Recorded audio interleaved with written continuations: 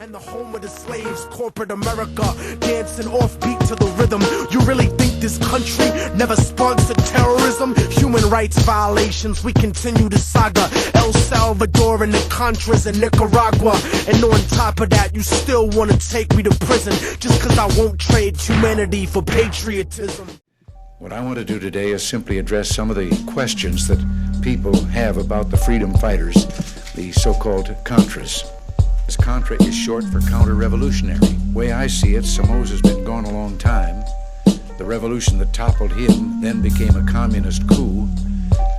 And I guess that makes them Contras, and so it makes me a Contra too. And all of this has to do with my first point. You see, we're motivated by some very practical considerations. The weapons. Weapons. It's that simple.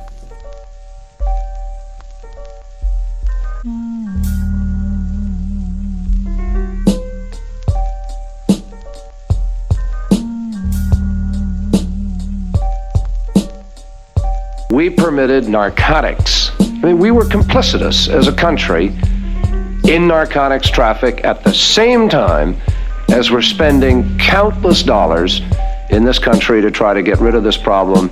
It's mind-boggling. Quote, "It was ironic that the CIA should be given the responsibility of narcotics intelligence, particularly since they were supporting the prime movers. Even though the CIA was, in fact, facilitating the movement of opiates to the U.S., they steadfastly hid behind the shield of secrecy and said that all was done in the interest of national security." End quote. I know as a fact that soon after the army was formed, the military officers soon got control of the opium trade.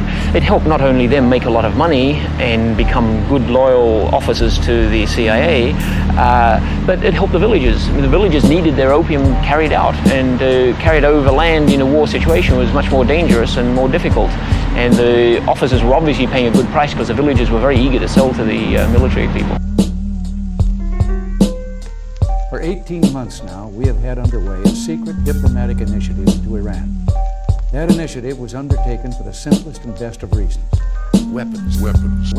So I thought it was time to speak with you directly, to tell you firsthand about our dealings with Iran. The United States has shipped weapons to Iran, that the United States undercut its allies and secretly violated American policy against trafficking with terrorists. The United States swapped boatloads of plane loads of American weapons for the Iran's oil deposits are important to the long-term health of the world economy. Iran's oil. Weapons.